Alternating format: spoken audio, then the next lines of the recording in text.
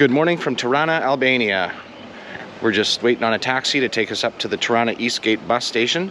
And we're taking a bus to Montenegro. We're going today to Podgorica.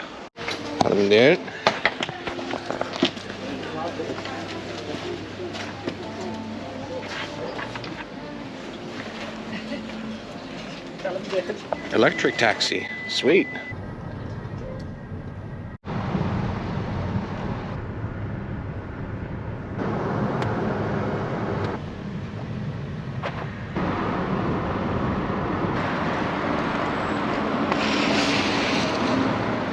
Alright, so it's a pretty big bus terminal here. All sorts of buses coming and going. You can get tickets here to pretty much anywhere in Europe by the looks of it. It's about a 20-minute drive out of the city, and the cab ride with the Eco Cab was 1100 lek.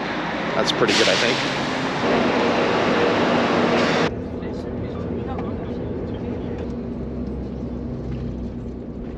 Alright, well, we've been on the road here for a couple hours on this bus. What do you think of our driver today? Yeah, he seems a little tense. He's a little uptight, this guy. He's pretty wound up. Probably needs a smoke or something to calm him down. Must have high blood pressure too. Anyway, just stopping at the usual kind of rest stop thing. 20-minute break. No wonder these things take forever to go anywhere. This is a bus that's going from Tirana, Leja, Skadar, Podgorica, Budva, Kotor. There's people going to Dubrovnik. I don't know. They're 10.5 hours on this thing. That's not very fun. I think we're about 5. But it's about 3 hours of driving and 2 hours of dicking around. Anyway. We probably could have flown from Tirana to Podgorica. Sorry, Podgorica. For less money than like most flights. But with our luggage, it kind of does add to the cost. So. Plus, by the time you do the airport check-in, security, it's about the same amount of time anyway.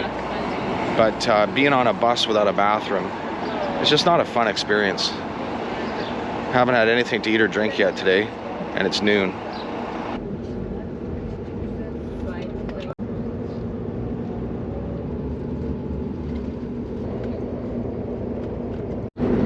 So we are just pulling into Shkodër. Not far from the border crossing now.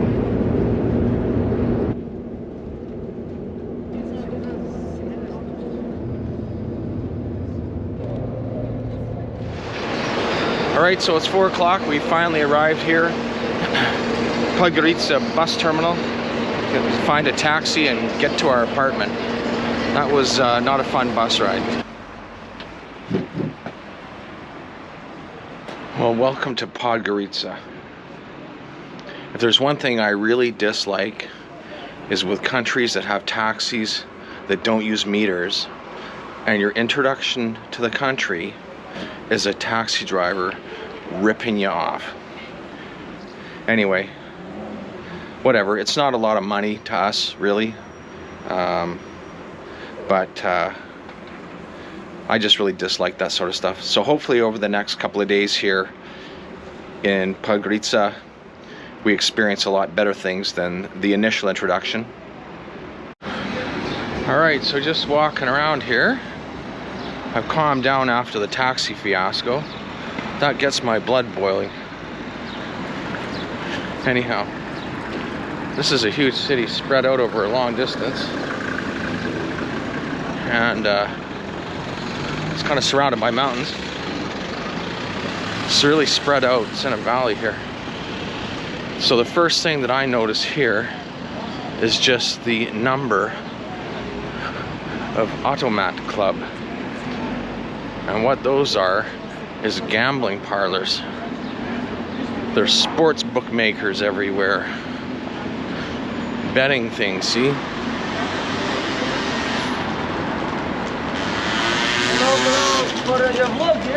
Yeah? YouTube, yeah? Alright, here we got a market here. Tobacco shops. We should just maybe go in and check and see what the market has. You want to just have a quick peek in there and just see what they have? Sure. Okay. Why don't we do that?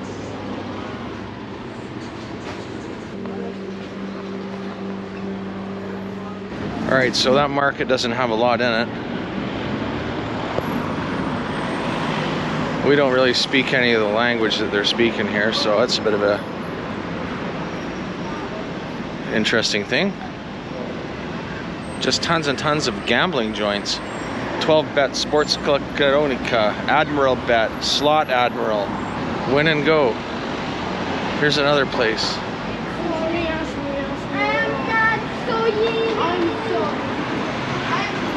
There's a bit of a pizza place. Everyone sees you with a camera here. Oh, you can bet on sports at this place. Premier Sports Bet. There's about 10 of these things just in this one block.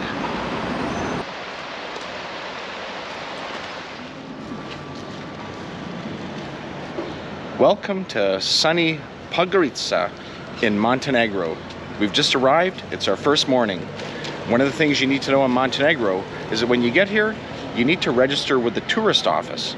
So that involves finding the location, bringing your passport, giving them the name of your landlord, where you're staying, and how long you'll be there. You go into the office, they take the information, and they give you some receipts. So failing to register with the tourist office can be really expensive. So what does it cost per day to stay here as a tourist in Montenegro? So the tax is €1 per person per day. I believe it may be uniform. There may be slightly lower rates for places that aren't as visited as much. But if you do not pay it, there's a potential fine as you leave the country of €200 per person. Wow, €200 if you don't register. So you keep all these receipts, and at the end of the stay, when you go to leave the country, you show that you've paid for all the days that you've been here. Kind of interesting. Anyway, if you arrive here, they don't even tell you this. You need to know this. So if you're coming, fair warning, make sure you register. So first impressions of Podgorica as a city. The city is very quiet. There's not a whole bunch of car horns honking. There is really no pollution here. It's very walkable. The sidewalks are in great condition, and it's extremely clean. There is a garbage bin every 50 feet. There is not any trash or stuff on the roads. It's really clean. It's also it doesn't have a buzz about it like, say, Tirana does. There's not a lot of people about. It's quite quiet. It's pretty quiet here, eh? So far it is, yes. Yeah, it's pretty chill. There's lots of cafes. So in the center of the city, there's kind of a pedestrian walkway as you're heading sort of towards where the stadium is, yeah? Kind of restaurants, cafe bars. Not as busy as you'd think it would be. Yeah, it's definitely not a very busy city. At least it doesn't seem to be. It's pretty wide open, large roads, no big traffic jams. We're walking up here. There's a bridge that's quite significant. I'm not sure the exact name of it here. We'll find that out. So this is an extremely old city. It's got quite the history. There's not a lot of old stuff here anymore. A lot of it was destroyed with bombings. This bridge is pretty impressive. Quite the cable structure. It crosses the Maraca River. Maraca River.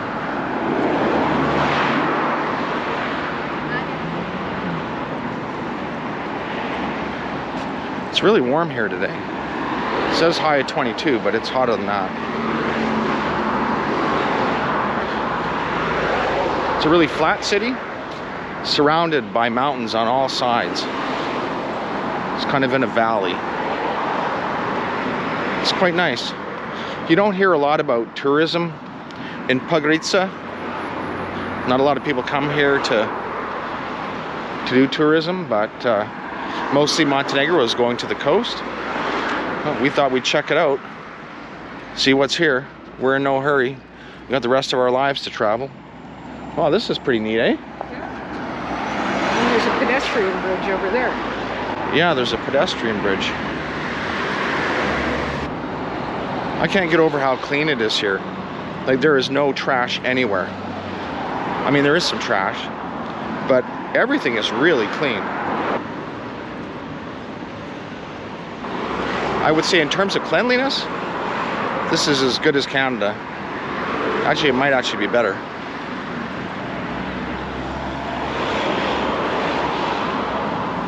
It is hot in the sun today. Wow.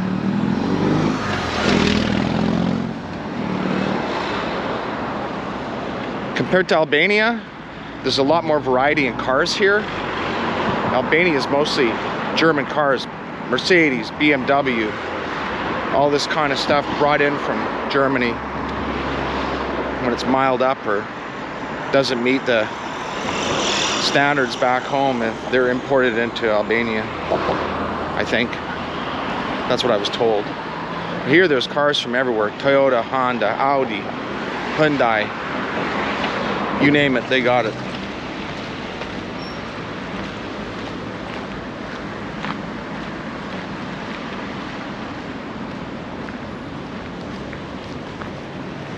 Sarah really noticed the amount of trees that they have here. They've got lots of green space. It's really nice. It's really cool when you walk into the parks. What kind of tree is this? Is that some kind of a Japanese maple? No idea. No idea. There's lots of greenery here. A couple guys in the park hanging out. This is really cool.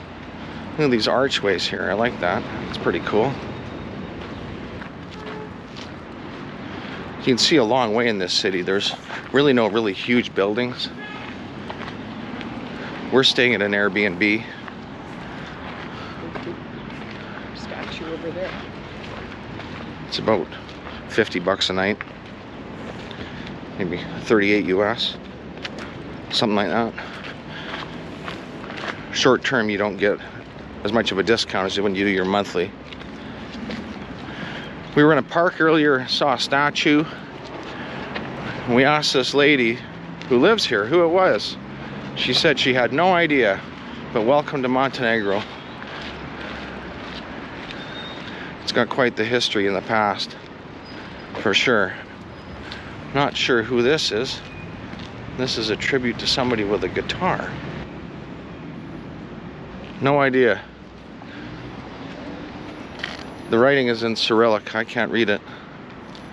We'll see if we can find out. Now, they've done a really great job in this city of having parks in it. Probably because it's so hot here. The parks are where you get a bit of relief from the heat.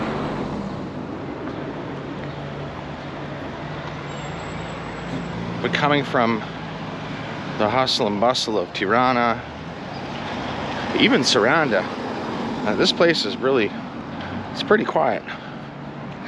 It's pretty chill. The other thing here that sticks out compared to the last 3 months in Albania is that car drivers actually understand what a pedestrian crosswalk is, and they actually stop. It's quite refreshing, actually, to not feel like you're taking your life into your own hands every time you want to cross the freaking street. This store's name here might be lost in translation a bit. Ass Italia. Seen some, quite nice. Cafes, pizza. This place is chill. Head down the pedestrian walkway here.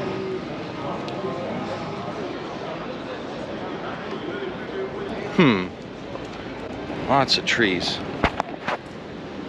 Part of the problem when you're traveling is you get to places where you can't read anything. You just kind of look and say, oh, it looks nice. How much Cyrillic do you understand, Sarah? I've started to be able to make out a couple letters, but pretty close to zero. Yeah, 0. So we have no idea what anyone's saying or what half the stuff is here.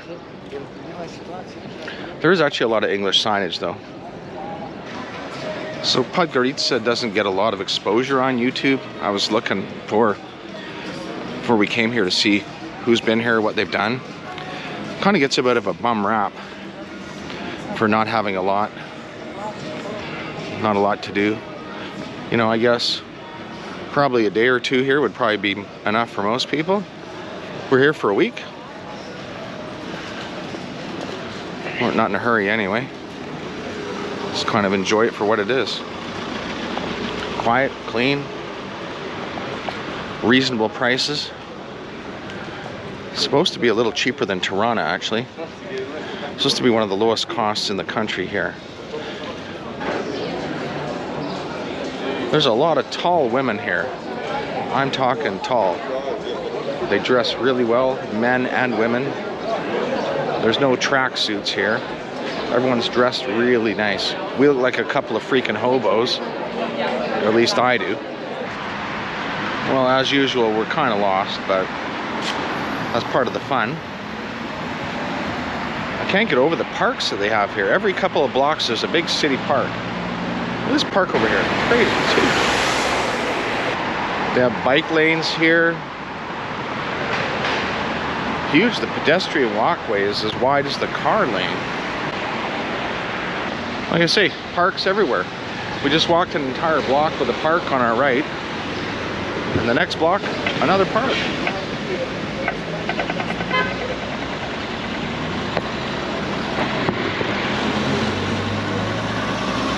We also have here some kind of electric bike that you can rent by the looks of it here. It's called the Hawk. So you must use your phone to unlock that, and then you can kind of e-scoot around the city. That's pretty good. We're here at the Hilton. There's a Hilton hotel here. That's pretty high class. We're kind of dirtbags, so we don't stay in places like this. If there's a valet and a carpet out front, that's not our thing. It's probably the most expensive place in the city to stay. More park. And Casino Montenegro, attached to the Hilton. Lots of gaming here. And there's another park on our left. I'm not sure why it's surrounded by a fence. Seems kind of weird. I guess it keeps people on the path. But the park on the other side doesn't have that.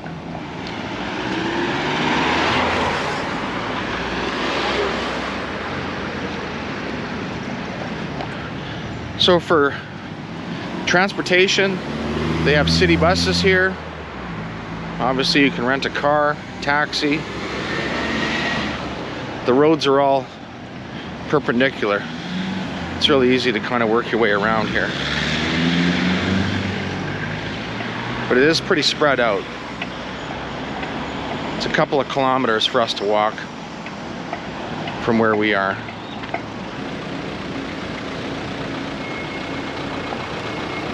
It's actually a really pretty city. It's low-key, it's chill, it's kind of quiet. It's very pretty, lots of parks. If you want to just go hang out in a park by the river, you can just go do that. Take a little picnic, hang out for the day. Nobody will bother you. Feels like a typical kind of, like Sarah said earlier, a bit of a European city, right? Yes, definitely. Kind of feels like a European city here. In the area where we're staying, there's quite a bit of construction going on. They're building lots of homes here.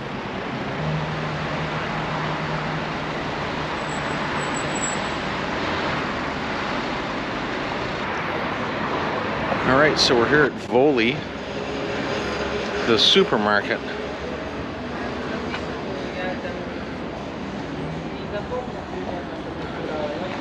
No, check this out. We need some groceries. Oh, wow. This is a big place. Very big place.